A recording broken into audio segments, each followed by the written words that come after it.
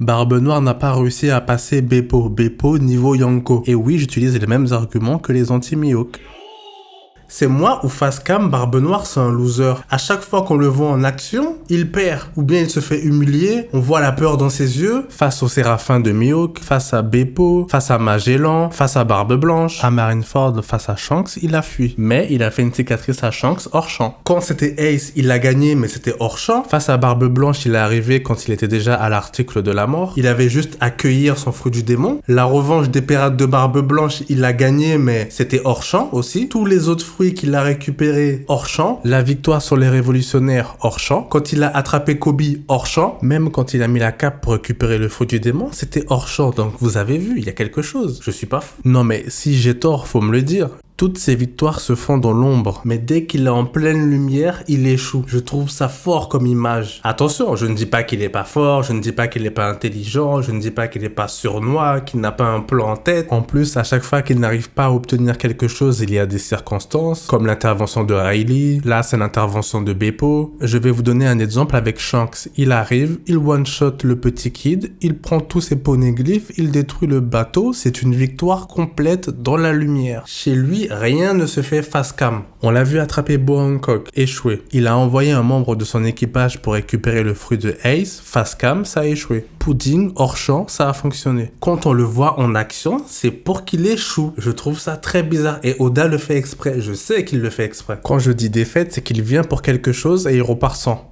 Ok, il a réussi à battre l'eau. On n'a pas vu le combat. Donc encore une victoire hors champ. Facecam, il n'a pas réussi à avoir son fruit du démon et on ne sait même pas s'il a récupéré les copies des poneglyphes. Donc pour moi, c'est une défaite parce que son but, c'est ça. Sauf que là, Beppo, enfin, Beppo fait quelque chose. Enfin, on voit sa puissance. Merci Chopper parce que sinon, c'est un beau à rien. Heureusement que Chopper lui a donné une Rumble Ball pour pouvoir se transformer en mode Sulong. Et là, j'avoue, il est badass. On dirait qu'il a des flammes sur le dos. Il est sauvage, il est agressif. En plus, il a bien grossi, il a pris de la testo à fond. Voilà, là on a un second, on a quelqu'un, voilà, qui sert un petit peu à quelque chose. Il est charismatique, il pue la puissance, il a quand même fait reculer un Yonko et ça ce n'est pas rien. Et il a réussi à s'enfuir, d'où la grosse faiblesse de l'équipage de Barbe Noire, c'est que tout le monde a un fruit du démon. Donc ça veut dire que si une personne s'enfuit par la mer, c'est terminé, ils ne peuvent pas le poursuivre. Mais là c'est vrai qu'en ce moment, Oda il nous régale quand même. Mais je suis quand même déçu que l'eau sont encore en vie, qu'ils n'ont pas réussi à prendre son fruit. Ça aurait été trop bien de voir Barbe Noire faire room. Donc ça me frustre quand même un peu. Mais bon, c'est comme ça. J'espère qu'il a un scénario pour lui. Même si là, son équipage s'est complètement fait détruire. Beppo, il s'enfuit. On sait même pas où il va aller. Est-ce que dans le prochain chapitre, Barbe Noire va le rattraper? Je n'en sais rien.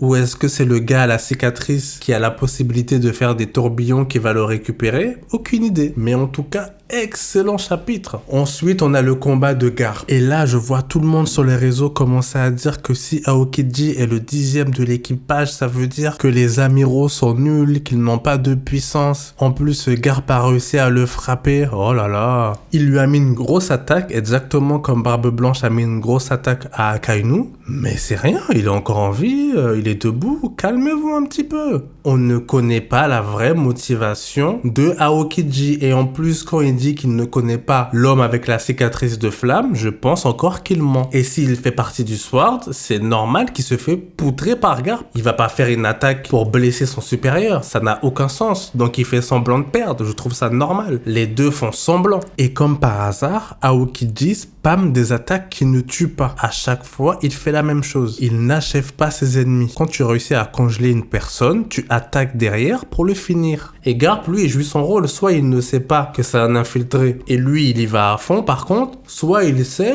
et il connaît ses capacités et sait très bien que ça va pas le tuer et il y va quand même à fond. Vous avez regardé beaucoup de films, on sait très bien comment ça se passe quand on est infiltré. On ne peut pas griller sa position. Pourquoi vous croyez que c'est Aokiji qui arrive en premier? Ce n'est pas pour rien. Pour la position de Aokiji dans l'équipage de Barbe Noire, mais c'est normal que Barbe Noire ne fasse pas confiance à un ancien de la marine. Vous êtes fous ou quoi? Il peut faire confiance à un Shiryu qui vient de rencontrer certes, mais Shiryu déjà il a eu au moins 2 ans pour que Teach puisse avoir confiance en lui. Et en plus il sait très bien que c'est un gars qui aime le sang, qui aime tuer. C'est pas un gars intègre de la marine comme Aokiji. Donc il va pas le mettre à la tête de son équipage. Il faut pas être bête non plus. Teach sait très bien qu'il se trame quelque chose, c'est pas un con. Hein. Parce que là, si on se réfère à ce classement, ça veut dire que Aokiji peut pas battre Chopper, il peut pas battre Franky ou Brook. Bon, arrêtez s'il vous plaît, ils sont pas au même niveau. Donc un petit peu de respect. Le classement de Aokiji dans l'équipage de Barbe Noire ne veut absolument rien dire et ne prouve rien en termes de puissance. Parce que pour être second, il faut aussi de la confiance. Ce n'est pas uniquement de la force. Parce que moi, même si j'ai un gars qui est presque level Yonko, je le mets pas second juste parce qu'il est fort. Hein. Faut que j'ai un minimum confiance en lui. Faut qu'on ait vécu des choses. Faut qu'il prouve.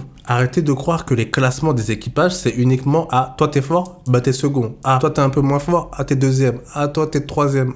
Y a pas de ça. Et on a enfin vu comment le bateau il a atterri. C'est grâce aux fruits de l'argile. Faut attendre le prochain chapitre. En plus, pas de chapitre la semaine prochaine. C'est grave chiant. Ça veut dire que là, on va rester là avec tous les gens là sur les réseaux qui vont dire ouais, Aokiji, il est nul, il s'est fait one shot, patati, patata. Alors qu'on n'a pas le fin mot de l'histoire. Moi, tant que je ne sais pas ses réelles motivations, je ne peux pas le classer en termes de puissance. Oda nous troll avec la page de couverture pour nous dire qu'on va pas voir les Muge tout de suite. Ils sont en train de dormir.